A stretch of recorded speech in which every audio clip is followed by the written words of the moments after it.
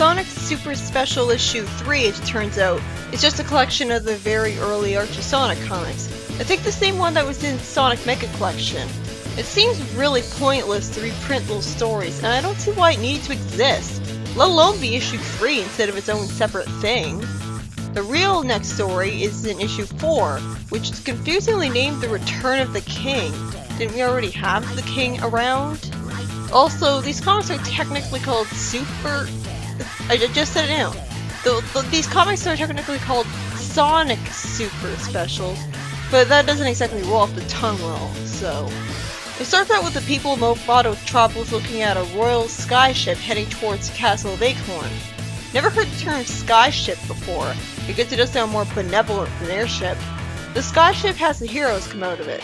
King Acorn walks right up to the freedom fighters, with Sally asking why he isn't the bed sit, and he's clearly still made of crystal, so it's not like it's a robot duplicate again. He responds with cheerful dismissal that he's somehow fully recovered now, and all of his talk about dismantling the Robians was just poppycock, saying that now his sanity is fully intact. There's no way he would have recovered from insanity like that so easily. Then it gets even weirder, as for some reason the Freedom Fighters act out character, saying that now all of a sudden they don't trust the Robians either, despite being good friends with Uncle Chuck. Obviously something's amiss. Maybe this is all taking place in King Acorn's head. The annoying thing is they try to justify it by having Sonic say he still doesn't trust Uncle Chuck, even though he forgave him already. Because of this strange out-of-character moment from everybody, King Acorn's entire face crystallizes because of how angry he gets, and at this point he completely changes his mind and decides once again to dismantle all of the Robians. Then another airship with another group of Freedom Fighters lands. Yes! I knew it! I was wondering if those guys are fakes, that explains it. So the real Freedom Fighters land to a Mototropolis in chaos, and after a soldier blatantly ignores the princess's orders, Sonic gives him the punishment he deserves by catching him in a blue tornado. Naturally, Uncle Chuck is really uneasy at seeing the Freedom Fighters because of what he thinks they did, but why the hell would he think they did? This is the same guy who was genre savvy enough to get suspicious when Sonic was being blamed for Sally's supposed death in issue 47. Now all of a sudden he's not thinking something's up? Really?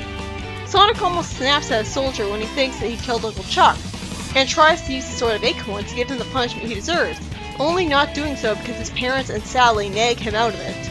Fortunately for Sonic's conscience, Chuck's just fine, but I really did like that character moment from Sonic. Then the soldier who is about to be attacked with the Sword of Acorn says that he has a tingly feeling in his head, and explains that the last thing he remembers was the Freedom Fighters' arrival back at the castle.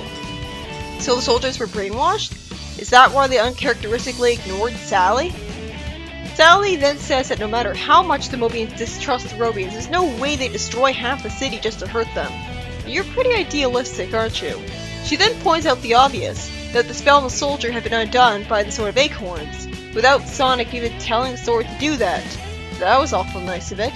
By the way, after I finished reading this review, I remembered when Knuckles tried to use Sword of Acorns to get the Crown of Acorns but wasn't able to do so, and then he had assumed that the sword only worked for royalty. Guess he was wrong, it works for Sonic. Unless he has some royal blood that connects them to Sally, in which case that would be kind of weird that they're in a relationship. There is an explanation for this though. Since the problems involve a spell, they realized that the only person who could have been responsible was Ixis Nagas. So how did he survive the last encounter with them? So Sonic comes to confront Ixis as a result of this. I like how even he doesn't know what species he's supposed to be. It's like the lampshading how weird he looks. Ixis then says that there was no last time, and he had been hiding in the city the whole time. What, was the previous Ixis a clone or something? Ixis then brags that he had taken possession of King Acorn's body. I remember that he was possessed because I watched a review of a later issue a while ago. I think it was the previous issue's backup story I remembered it, but I just didn't remember who it actually was who possessed him. Sonic then says that it must have been Ixis who impersonated the Freedom Fighters earlier to start a civil war, because Ixis can impersonate multiple different people at once, controlling them all individually apparently, even though he only has one soul to go into one body. So that sounds like bullshit. And somehow, Sonic figures out that King Acorn had made himself vulnerable to the possession once he had allowed his own prejudice to consume him. I guess getting angry makes him more vulnerable to his possession, but he was saying that dismantling the Robians was poppycock, so what owned prejudice? He wasn't allowing his prejudice to consume him, he got angry for being not prejudiced. We then cut to Sonic using the Sword of Acorns on the soldiers instead of the possessed King Acorn for some reason. Well, not literally on them.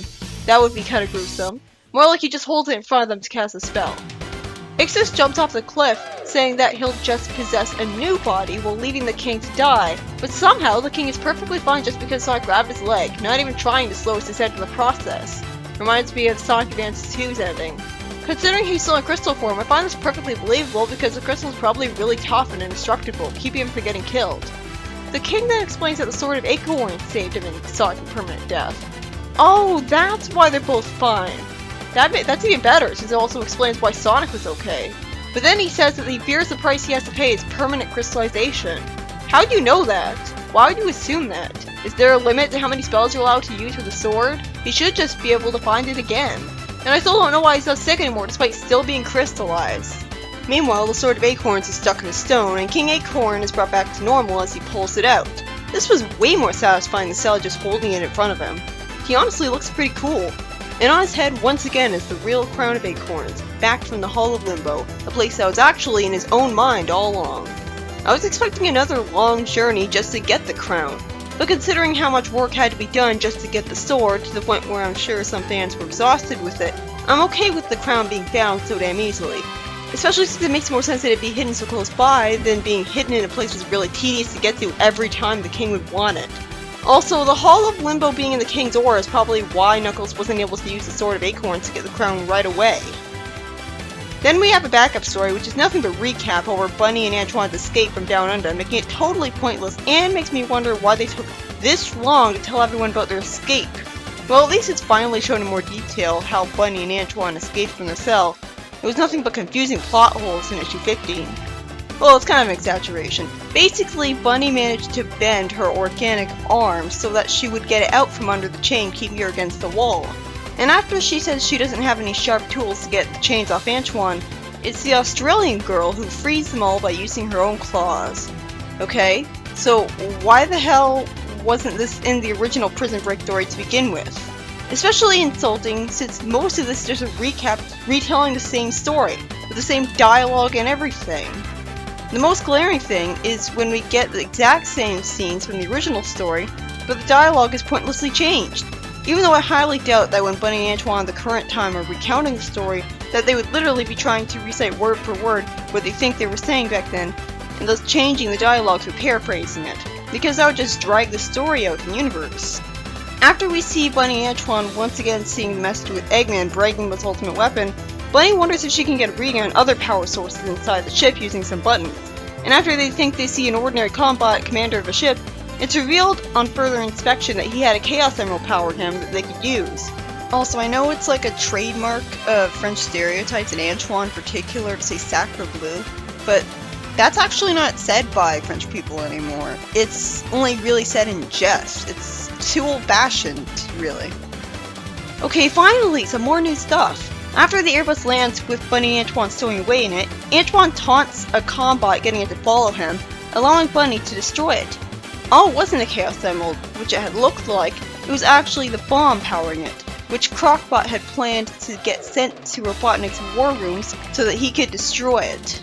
After the story is finished being told, the Freedom Fighters get a postcard from Down Under Freedom Fighters, who explained that Crocbot has underwhelmingly and anticlimactically been defeated off-screen by people who don't have any sort of special powers. All they had was boomerangs. The main story was written by Carl Bullers, and while I hated the very beginning of it because I was so worried it was going to be started out by a terribly out of character moment from all the Freedom Fighters, it turns out my suspicions were right and they were fake ones all along. I like the premise of the Robians all hiding from the Mobians and panicking because of the law actually being enacted, although it was really underplayed because Sonic showed up with the Sword of Acorns before anything could happen. What I really like is Sonic's reaction to when he thought Uncle Chuck had been killed, flying into a murderous rage. He is an anti-hero after all, him not being as bland, pure good as Mario is part of his whole appeal.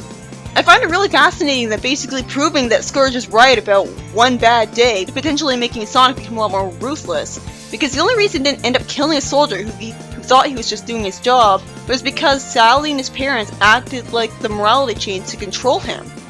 So this story was pretty good. I like the concept of the king being possessed, but I'm still left with the plot holes of why King Acorn stopped being sick in bed so easily.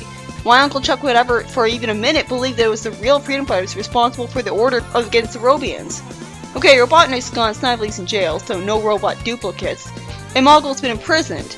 And I guess everyone was still running under the assumption that Ixis was defeated too, so Chuck didn't think he had been pulling the strings, but he still bought into it really easily. I have no idea why Ixis said they had never fought for the first time before that point. Who was that fake Ixis Nagas that the Freedom Fighters meant then? Meanwhile, the backup story was written by Michael Gallagher, and it was just a glorified recap and made me wish they had the comic space to fit all the extra details in the issue 50's director's cut, instead of having to put all of it here. And it's pretty distracting how it's never explained when exactly the story takes place chronology-wise. If it took place literally the night after issue 50, I could completely understand Antoine and Buddy waiting until now to tell their friends about how they broke out down under prison. But by this point, this is really late. The other biggest problem is how Crocbot, a major villain mind you, seemed to have been anticlimactically defeated off-screen, while Sonic had mentioned his idea of fighting Robotnik's mid-bosses to Knuckles in issue 56, meaning I was expecting Crocbot to be taken out by Sonic in some arc where he goes down under. But he doesn't, or at least that's what I thought at the time. Next up is issue 57, the main comic.